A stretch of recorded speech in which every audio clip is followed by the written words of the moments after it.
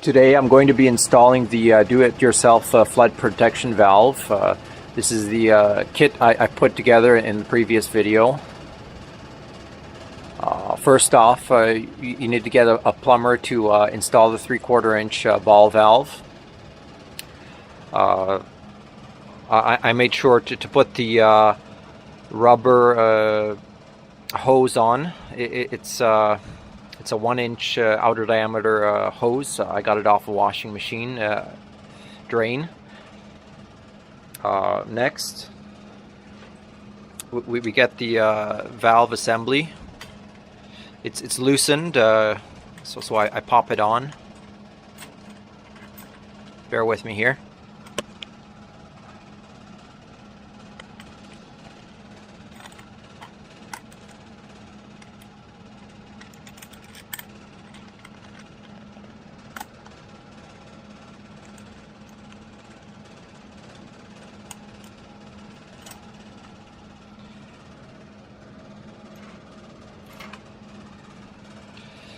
I'm going to tighten it just a little bit.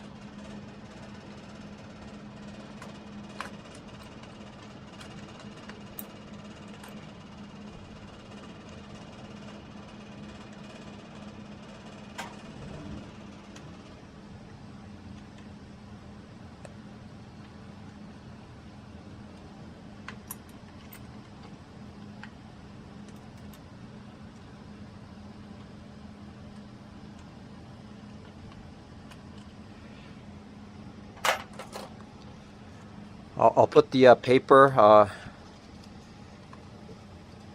on the rubber part of the handle.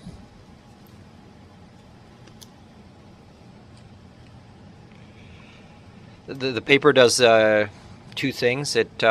Because the clip is way too long, it lets the pins slide, so it's a little bit more loose.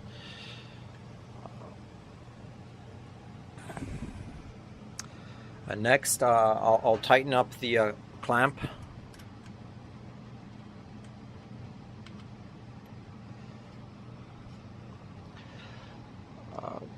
I try to make it in line with the valve.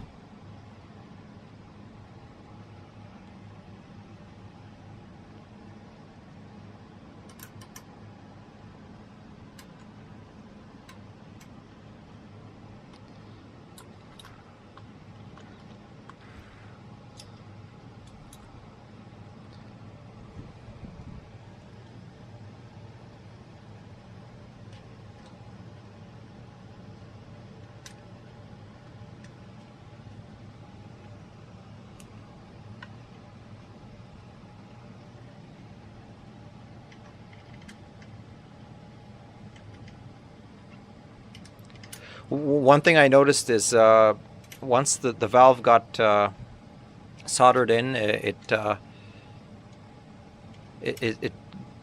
is a lot easier to turn.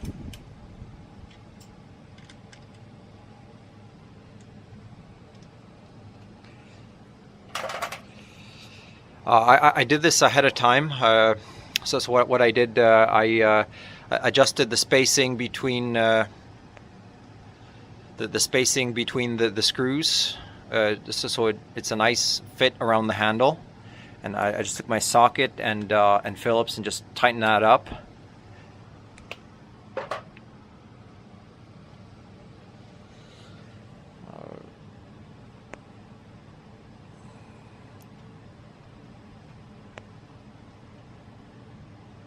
The valve seems to be snug. Next, I'm going to install the relay module. So this is the 555 timer with the relay from the previous video. It's got the headphone jack, the power jack, and on light. I put some weather stripping on the back there to make a nice snug fit. I'm going to use zip ties to hold this thing on. Eventually, when this project gets tested more, I'll come up with a better way. But for now, that's what I'm using.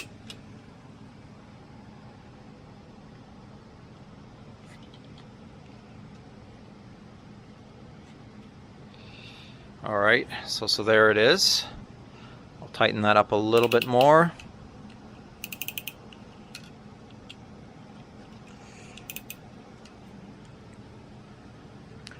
I'll plug in the 12-volt power supply. So that's it here, the 12-volt 2-amp DC power supply.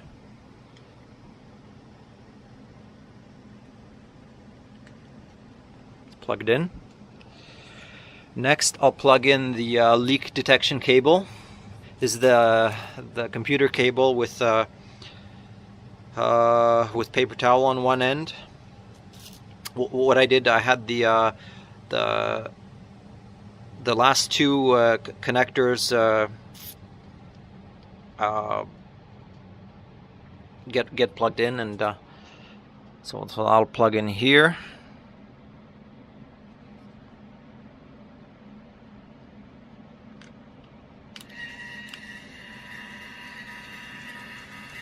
All right.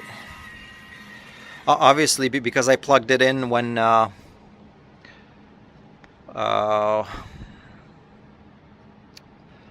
the power was on, I should have left the power disconnected. The valve actuated and turned on.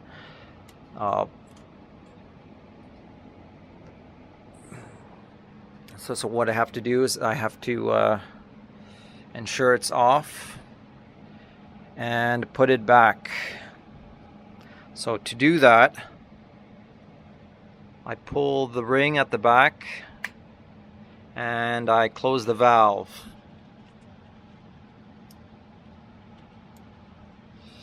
Okay, I make sure the ring pops back in. So it popped back in.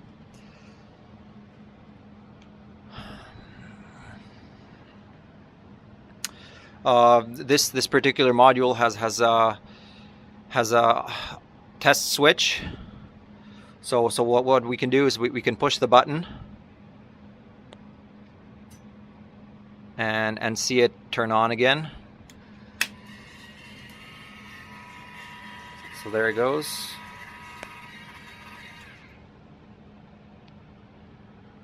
I'll reset it.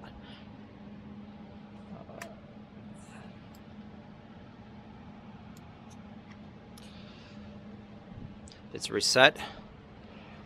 Now I'll test it with some water.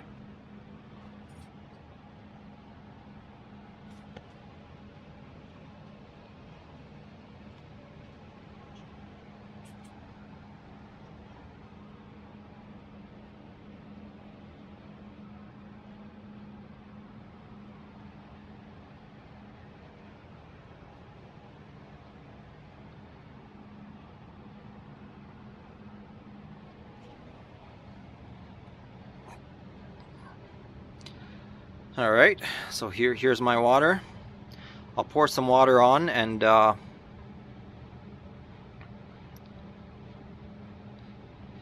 as you can see, it's next to the water heater. So if there is a leak, it's possible it'll happen here. So I pour the water on, and of course my valve actuates. And that's it. Sorry for the long unedited video. I'm not going to edit it. I'll put it up and see if it's useful to anybody. Anyway, thank you very much. Bye.